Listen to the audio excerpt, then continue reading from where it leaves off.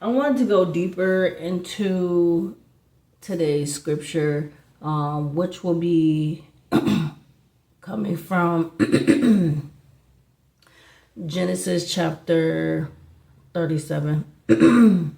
There's so much context and detail that go into the beginning of this chapter.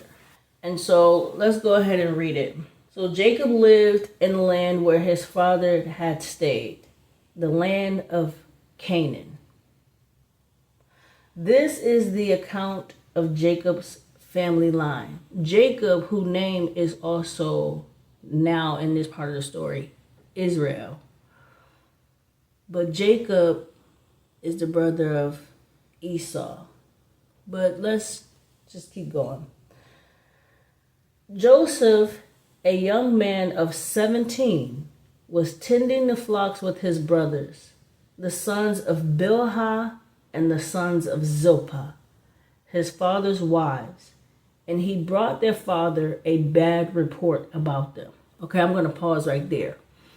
This is where the context, as I was thinking about this, and the reason why it's just so interesting. Now, Bilhah and Zilpah are not just Jacob's wives. They became his wives after pretty much being intimate with him, right? But this story really originates from Jacob ended up in the house of Laban, who is the father of Rachel and Leah. Now, Jacob saw Rachel and fell in love with her beauty and asked her father, Laban, for her hand in marriage. Laban said, I'll give you my daughter's hand in marriage if you work for me for 7 years. He agreed to the 7 years of work. He worked the full 7 years. After the 7th year, he was given a wife. Come to find out, it wasn't until after he had consummated with his wife that he realized it wasn't the one that he requested. It was her sister. And who he was, apparently the Bible lets you know he wasn't that very attracted to it. Not attracted to her. But the thing is, her and her sister must look somewhat similar. Besides, as we can tell by the other story in the Bible when it talks about Jesus at the wedding celebration and he turned the water into wine. We know these people was getting lit, right? So maybe it was the alcohol, right? J.B. Fox blaming on the alcohol. Either way, it's so much trickery and deceit that went into literally just that's not even a full first verse, I don't think. Let me see. The first 2 verses. Just so much is compiled in just those verses alone. So I want to give you the picture so I can catch you up so we can understand why these brothers hated him. Okay? Because there is a reason why, and it's really tied to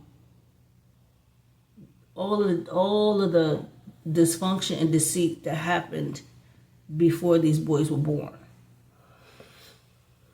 So now, of course, brings this to his now father-in-law's attention. Hey, this is not the woman that I worked 7 years for. I want the woman that I requested, right? And so the father was like, okay, you can have the other daughter, but you have to give me another 7 years of work. The father of the women who are now both this man's wives, not only are they blood sisters, come from the same father, but now they have to share a husband. And the dynamics of this relationship is you have the one sister who is not loved by her husband. Now, the bad part about it is she was the first wife, but she wasn't the one he wanted. She wasn't the one he chose. She wasn't the one he selected, right? And because of his desire and his love and his affection towards Rachel, he really wanted Rachel. And so he put in another 7 years to get Rachel, right? Now, I say all this because now this is where the maidservants who eventually became wives, this is where they get ready to come in. Now, because of the fact that really wanted Rachel, I'm sure that the actions was evident, right? Which means that the first wife, who was Leah, it means that she was married to a man who never even wanted her in the first place. And could you imagine how that feel to be married to a man, not only to have to share him with your sister, so now there's causing this rift and this friction between two women who are supposed to love and adorn each other. Now there's competition. And so what ended up happening was, because of the fact that God's grace knew Leah's heart and God understood the situation that these people were in, right? So the Bible says that God opened Leah's womb. Even though Joseph loved and adored Rachel, I believe that he still respected and honored the fact that, okay, this is his wife, right? So, and I say this because it just means that he was intimate with her, right? And so she ended up getting pregnant, and she ended up having him quite a number of sons. And the more Leah would get pregnant, the more she thought her husband would begin to love her more. She thought if she bore him children, that he would kind of, I don't know, I guess she was trying to steal his affection, right? Because apparently he was giving it all to Rachel because that's who he really wanted. And it's so crazy because it's like, okay, we understand that, right? Like, that doesn't seem unfair. What's unfair is the fact that the father put them in this situation. Their father put them in a situation where they all had to kind of like fight against each other, but at the same time they had to try to make it work, right? Now, God opened Leah's womb because God knew that Leah would pretty much mourn for her husband. Like, he knew that she was now in a situation where she wasn't going to be happy, right? And so God, and the reason why this is important is because even though God opened Leah's womb, he didn't open Rachel's womb. And so what ended up happening was, after a little while, Rachel started feeling the competition. Rachel started feeling like less of a woman, or like she was starting to feel a little upset because she felt like she couldn't give her husband any children. She wanted to give him children too. But what she didn't realize was God was deliberately not allowing her to have children because God was also trying to give Leah a source of joy and comfort in the middle of their dysfunctional relationship, right? And so what ended up happening was, because of the fact that Rachel couldn't get pregnant, because apparently she must have been trying, right? Rachel decided, you know what?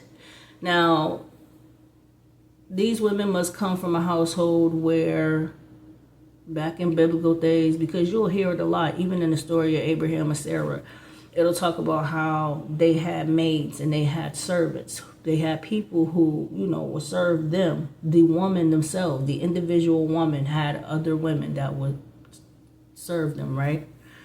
So it says that Rachel had a maid servant, and Rachel decided, because she wasn't able to produce a child from her husband, she decided, just like Sarah, she decided that she was going to have her maid servant have her a child.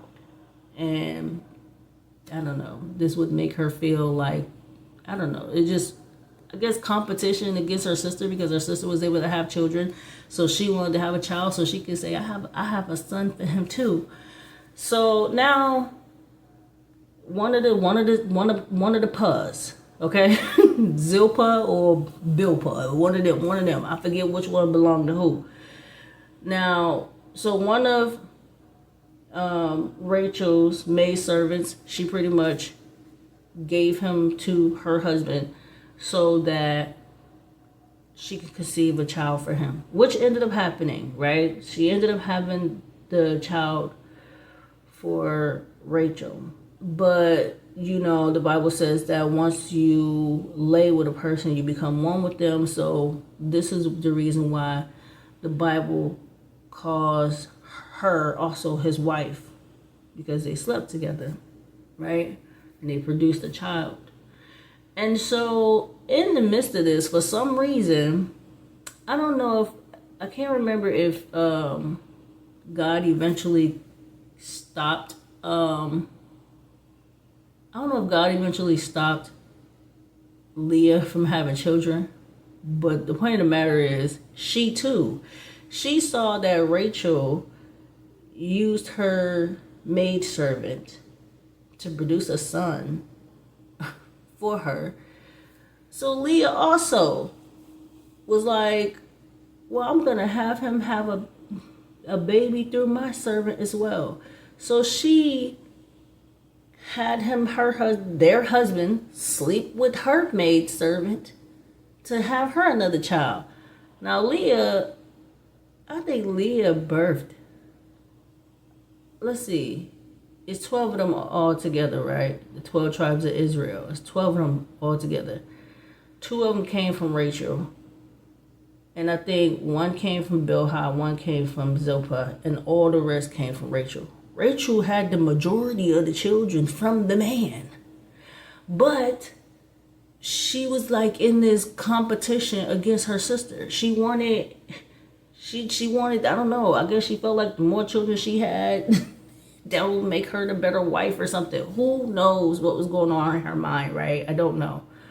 The Bible do eventually says that after she had her last child, that she eventually, in her mind and her heart, stopped trying to have children to, I guess, gain her husband's love. She eventually made up in her mind and her heart that she was, you know, pretty much having her children unto God. Like she had stopped trying to win over her husband's affection, because it wasn't there. He never wanted her. And that's the bad part about this story. He never wanted her. And so with this chapter opening with this, I could only imagine that the children of these women, you know, Joseph got this carefree life because his mother is the most loved. And like when you're a child, you don't be thinking, oh, my mom is loved better than yours. You're not thinking it like that.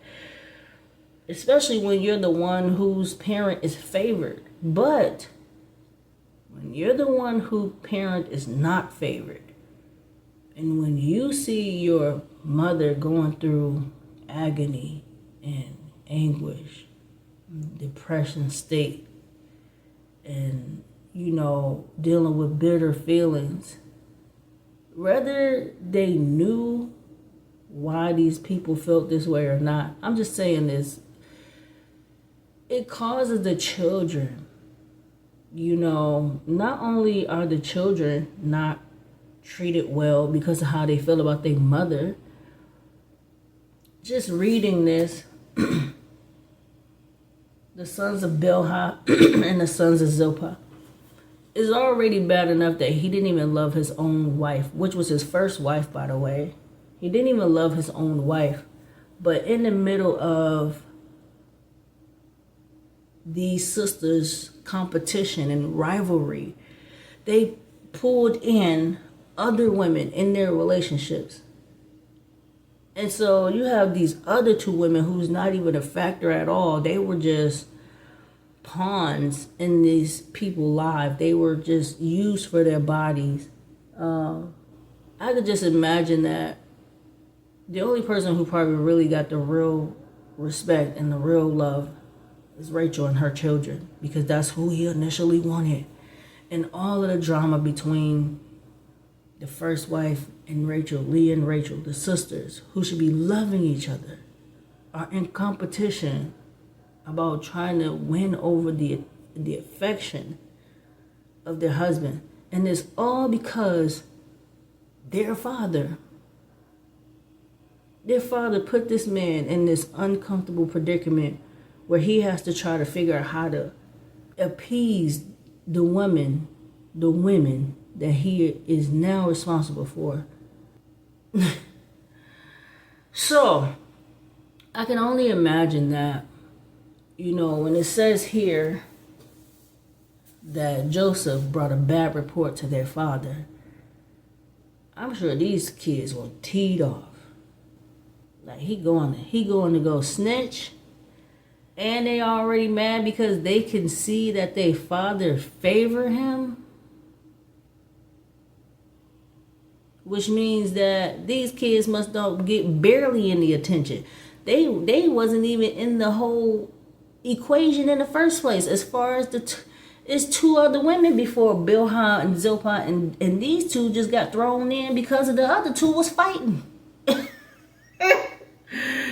The Bible is a soap opera, I tell you.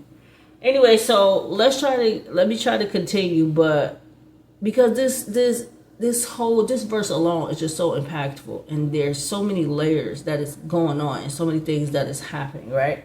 So let me just continue. So we're starting at verse 3.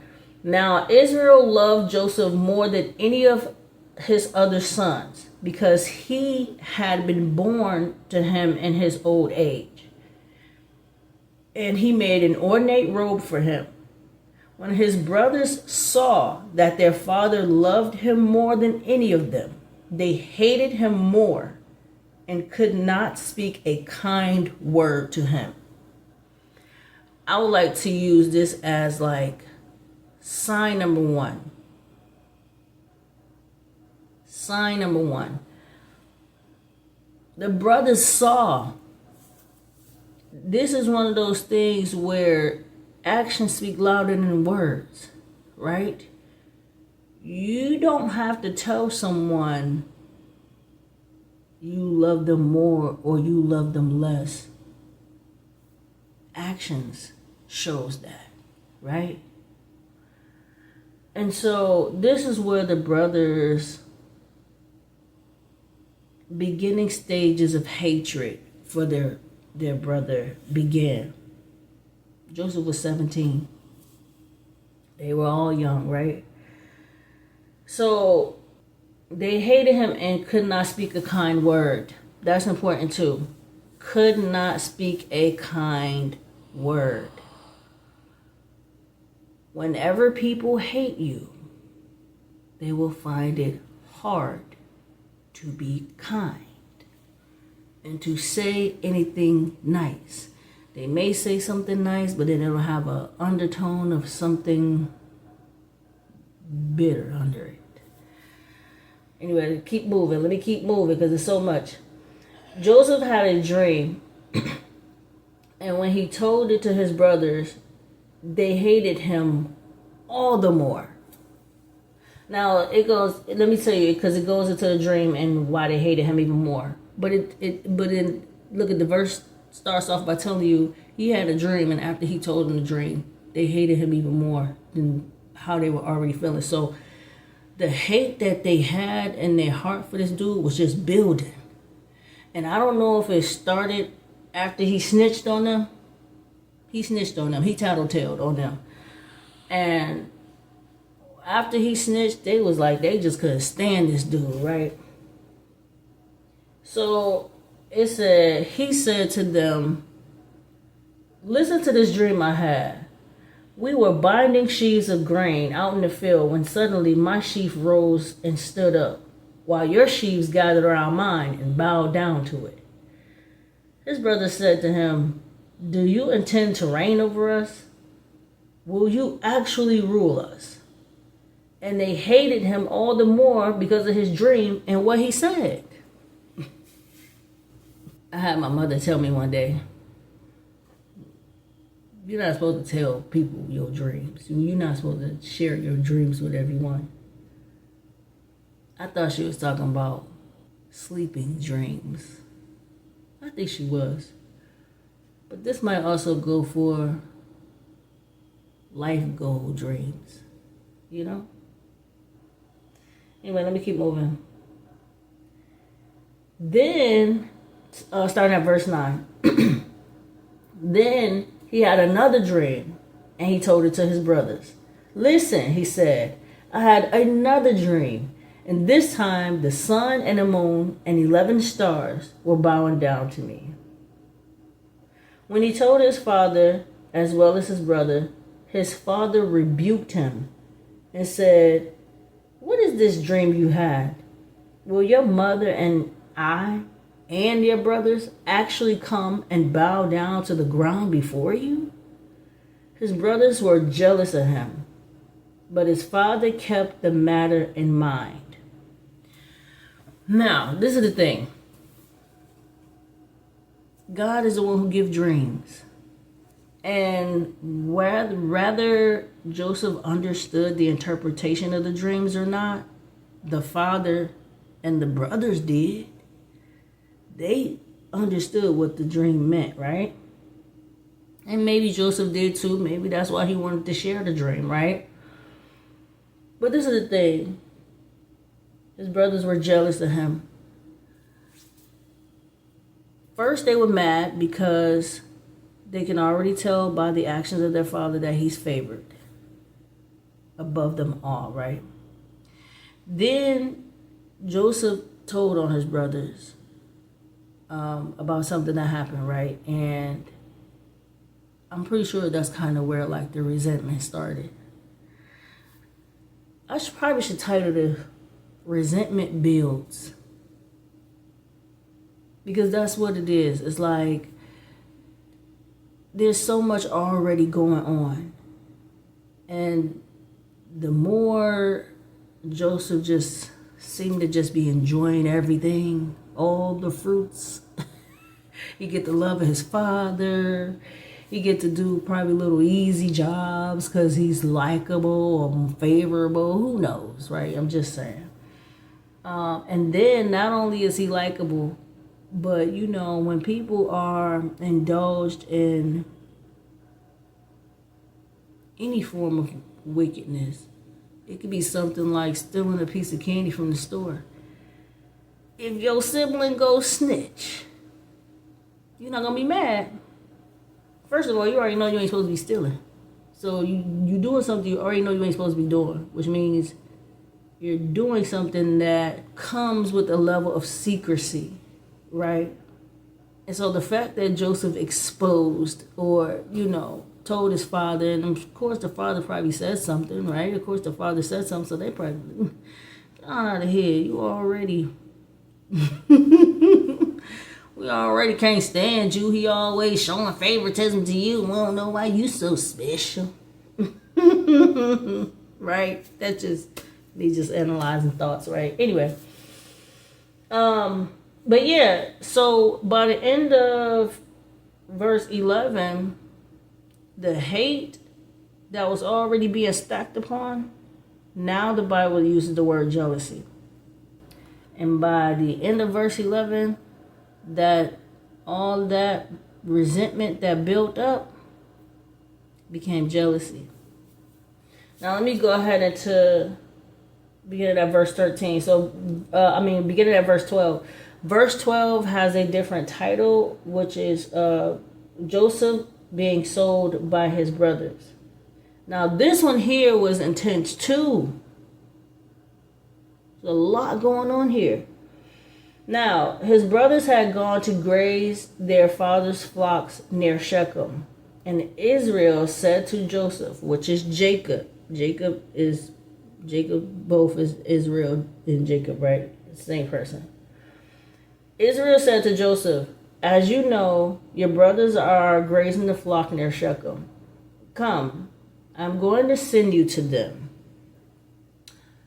Now the father is sending the son to go be with them, which also shows how the sons are off doing some kind of work and Joseph is at home. I mean, we can't say he's chilling. We don't know what type of work he's doing. Maybe he's doing in-house work. But anyway, very well, he replied. So he said to him, go and see if all is well with your brothers and with the flocks, and bring word back to me. Then he sent him off from the valley of Hebron.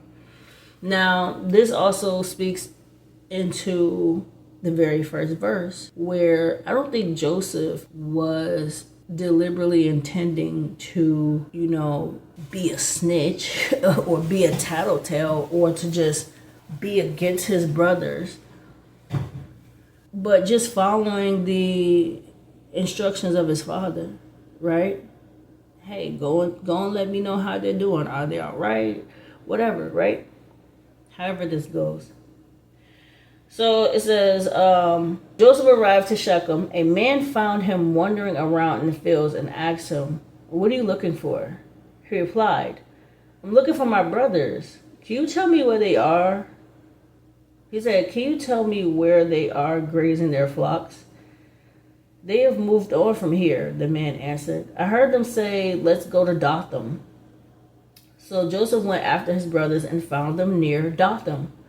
But they saw him in the distance, and before he reached them, they plotted to kill him. Can you imagine? You are in the distance, you see your siblings, and you're like, oh, there you go over there. Let me go over there and tell them da-da-da. Who knows what he was thinking, right? He probably was excited. To see them. I digress. But he saw them in the distance. And as they're looking at him, they plotting to kill him. He hadn't even made it over there to them yet. Here comes that dreamer.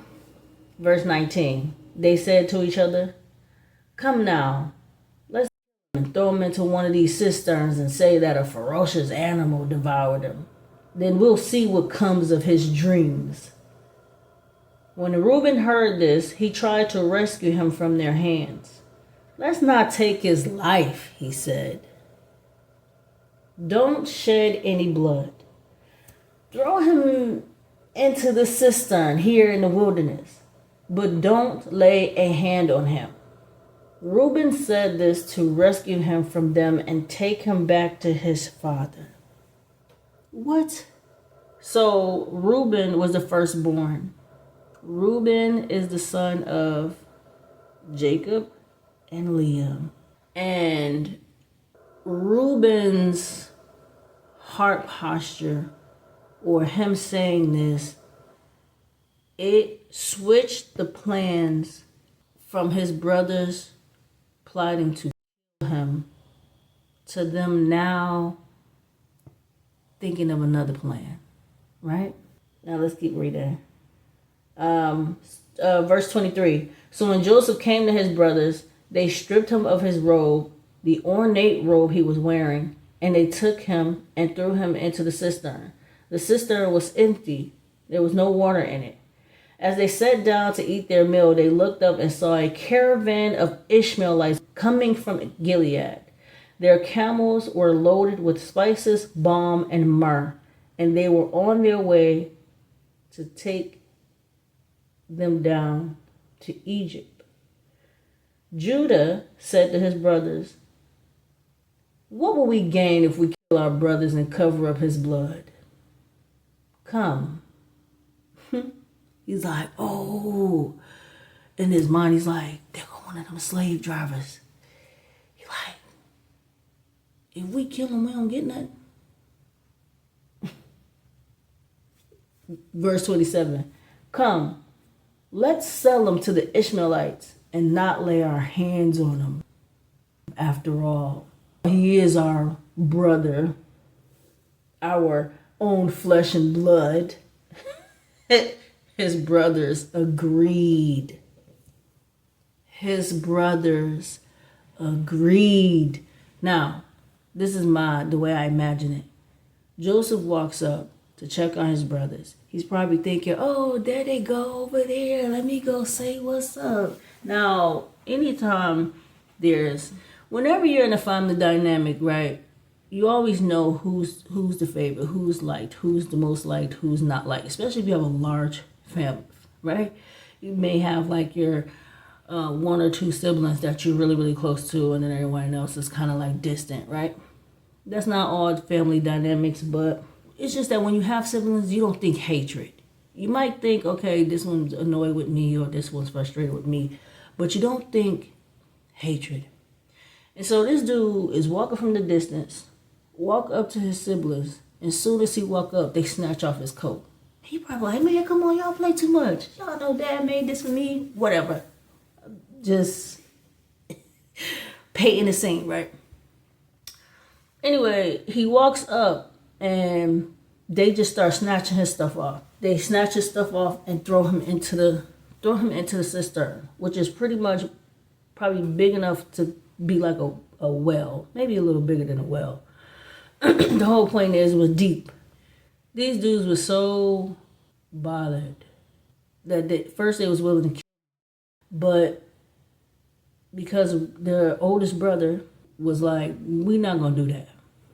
The oldest brother was like, we not gonna do that. That is our brother, right?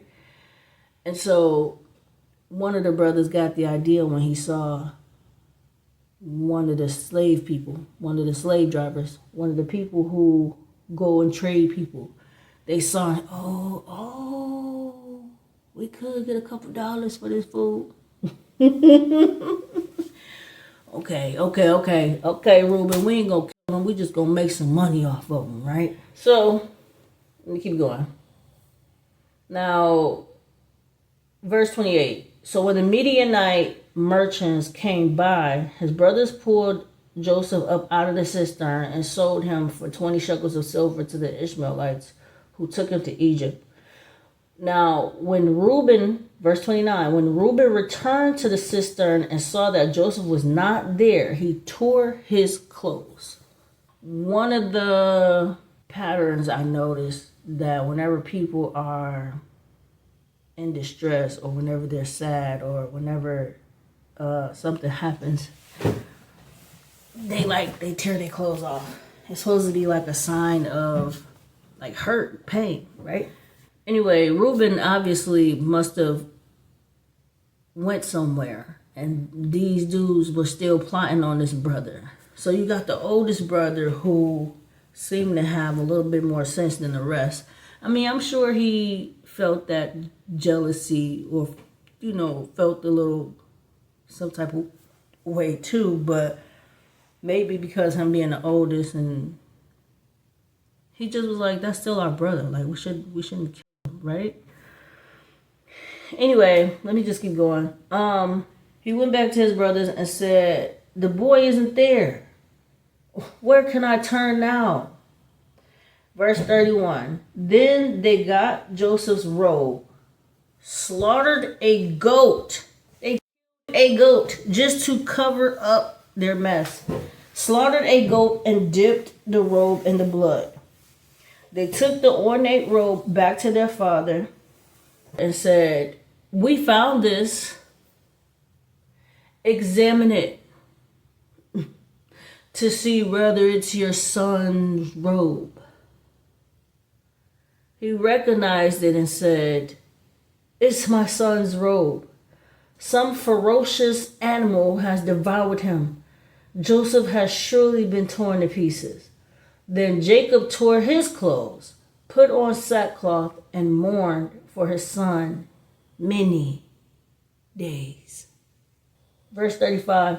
All his sons and daughters came to comfort him, but he refused to be comforted. No, he said, I will continue to mourn until I join my son in the grave. So his father wept for him. Could you imagine the minds of Joseph's brothers? They're probably satisfied and appeased that their father is crying over his favorite son. Since you love him so much more than us.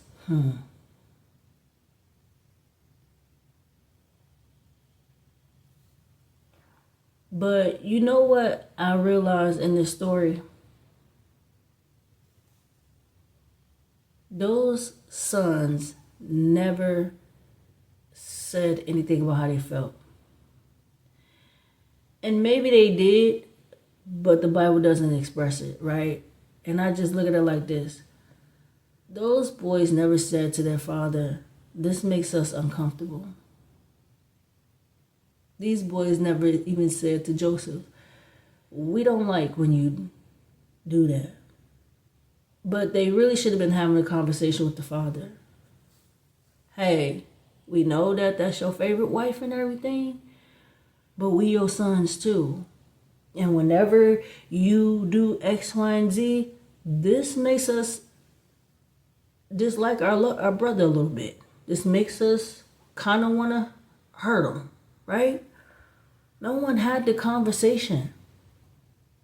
The silence of the internal wounds, struggles, thoughts that his sons were having. The only person who knew how they felt or what they felt was the brothers themselves. They never took their concerns to their father to say, hey, we love you and everything, and we love our brother. We don't want to ruin the relationship we have with our brother, but every time you send him to come over here to go check on us and he come back and tell you something like, it's making us not like this dude. They stayed silent. And the more they stayed silent about how they felt, almost every other little thing Joseph did after that just made the resentment and hatred for this dude build. Until they wanted to take him off this earth. And because of the sense and the mind and the thoughts of their oldest brother, they decided, okay, since he's our brother, we'll just get some money to send him away. Anyway, let me keep going. Okay, that's pretty much the end. Verse 36, the very last verse. Meanwhile, the Midianites sold Joseph in Egypt to Potiphar, one of Pharaoh's officials, the captain of the guard. And so, by the end of this chapter, this was the beginning of Joseph pretty much like training and preparation and stuff like that. But to Joseph, this was the beginning of the worst pain anyone could ever experience.